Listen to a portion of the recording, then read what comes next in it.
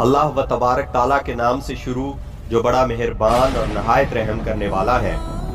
नाज़रीन, अल्लाह व तबारक ताला कुरान पाक में इरशाद फरमाता है, और इस दिन से डरो जब कोई किसी के कुछ काम ना आएगा और ना ही किसी की सिफारिश मंजूर की जाएगी और ना ही किसी से किसी तरह का बदला कबूल किया जाएगा और ना ही लोग किसी की मदद हासिल कर सकेंगे।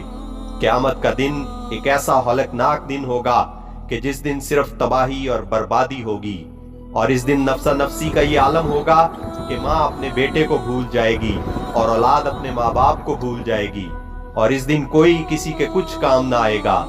हर एक को अपने हिसाबो किताब की पड़ी होगी और हर इंसान अपने अमाल के मुताबिक अपने अंजाम को पहुंचा दिया जाएगा। प्यारे दोस्तों, इस बात पर हर एक मुसलमान का ईमान है कि इसने मरने के बाद क़यामत के दिन उठना है और अपने अमाल का बदला लेना है। लेकिन आज की इस वीडियो में हम आपको ये बताएंगे कि मरने के बाद बच्चों का हिसाबो किताब कैसे होगा और क्या बच्चों से कब्र के अंदर सवालो जवाब किए जाएंगे या नहीं, और क्या मरने के बाद बच्चों को भी इनकी कब्रों में अजाब होगा या नहीं। और इसके साथ साथ आपको ये भी बताएंगे कि मरने के बाद काफरों और मुशरिकों के बच्चों के साथ क्या सलूक किया जाता है, और क्या काफरों और मुशरिकों के बच्चे मरने के बाद जन्नत में जाएंगे या नहीं, और अगर कोई मासूम बच्चा कुफर कर दे तो किस उम्र में इस बच्चे के कुफर का एतबार किया जाएगा। प्यारे दोस्तों, इन तमाम तर सवालात के जवाब कुरान और हदीस की रोशनी में आज की इस वीडियो में हम आपको बताएंगे। लिहाजा आपसे गुजारिश है कि हमारी इस वीडियो को एंड तक जरूर देखिएगा। नाज़रीन, इस दुनिया को छोड़ने के बाद इंसान को सबसे पहले जिस घर में दाखिल किया जाता है वो कब्र है।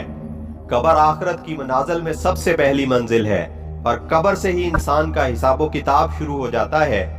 जो कब्र के इम्तहानात को पास कर लेता है तो अल्लाह इससे आगे वाले इम्तहानात इसके लिए आसान फरमा देते हैं, और जो कब्र के इम्तहान को पास करने में नाकाम रहता है तो आगे आने वाले इम्तहानात इससे कहीं ज्यादा सख्त और दुश्वार होंगे।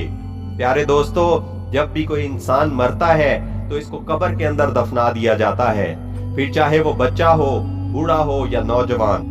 जैसे ही इस मरने वाले शख्स को दफनाया जाता है तो दो फरिश्ते इसकी कब्र में दाखिल हो जाते हैं, जिनको मुनकर नकीर कहा जाता है।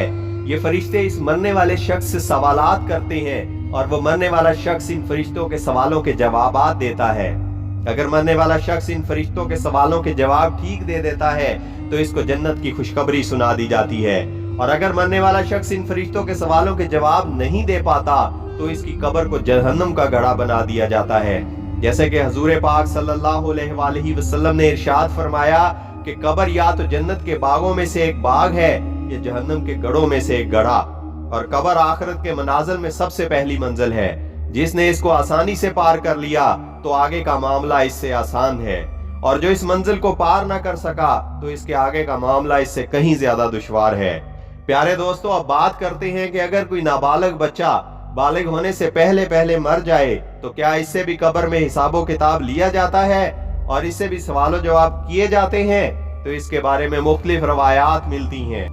बाज रवायात के मुताबिक छोटे बच्चों से कब्र के अंदर सवालों जवाब किए जाएंगे, क्योंकि अल्लाह तबारक ताला कब्र के अंदर इन मरने वाले बच्चों की अक्लों को मुकम्मल कर देगा, और फिर ये मरने वाले बच्चे अपनी कामल अकल के मुताबिक फरिश्तों के सवालों का जवाब देंगे।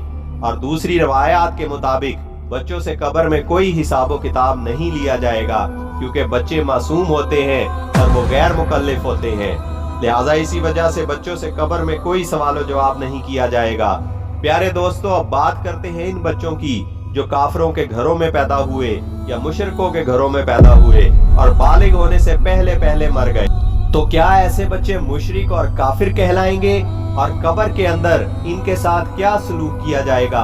तो इसके मुतल्लिक हजरत अब्दुल्ला इब्ने अब्बास रजी अल्लाह ताला अन्हा से रवायत है कि जब रसूलुल्लाह सल्लल्लाहु अलैहि वसल्लम से मुशरिकों और काफरों के बच्चों के बारे में सवाल किया गया तो हुजूर पाक सल्लल्लाहु अलैहि वसल्लम ने इरशाद फरमाया कि अल्लाह व तबारक ताला ने जब इन बच्चों को पैदा किया तो अल्लाह व तबारक ताला खूब जानता था कि इन बच्चों ने बड़े होकर क्या करना है।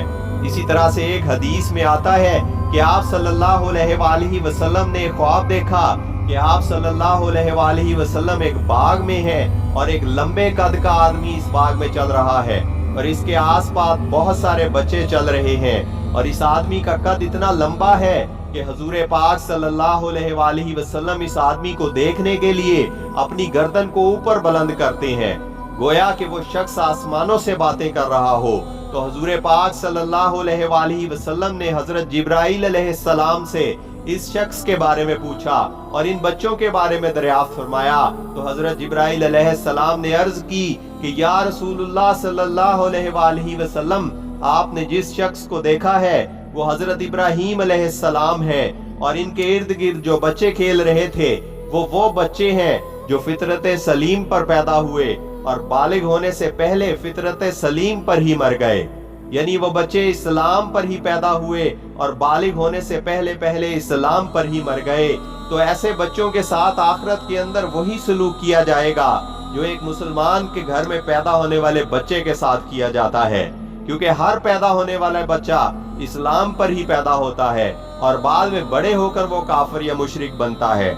जैसा कि हुजूर सल्लल्लाहु अलैहि वसल्लम ने इरशाद फरमाया कि हर पैदा होने वाला बच्चा फितरत पर पैदा होता है, यानी इस्लाम पर पैदा होता है, और ये इसके माँ बाप होते हैं जो इसको बाद में यहूदी, नसरानी या ईसाई बना देते हैं।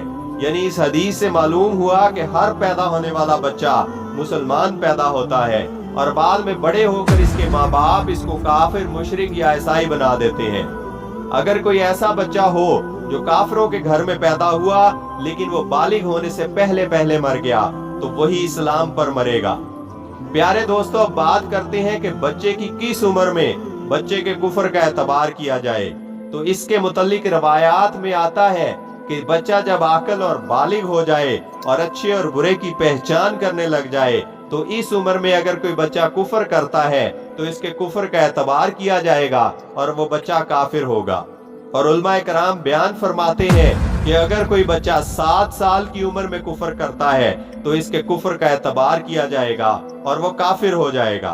अब बात करते हैं कि काफिरों और मुशरिकों के बच्चे जन्नत में जाएंगे या नहीं, और अगर ये जन्नत में जाएंगे तो जन्नत के कौन से मकाम पर इनको रखा जाएगा। प्यारे दोस्तों, इसके मुतालिक मुख्तलिफ रवायात मिलती हैं।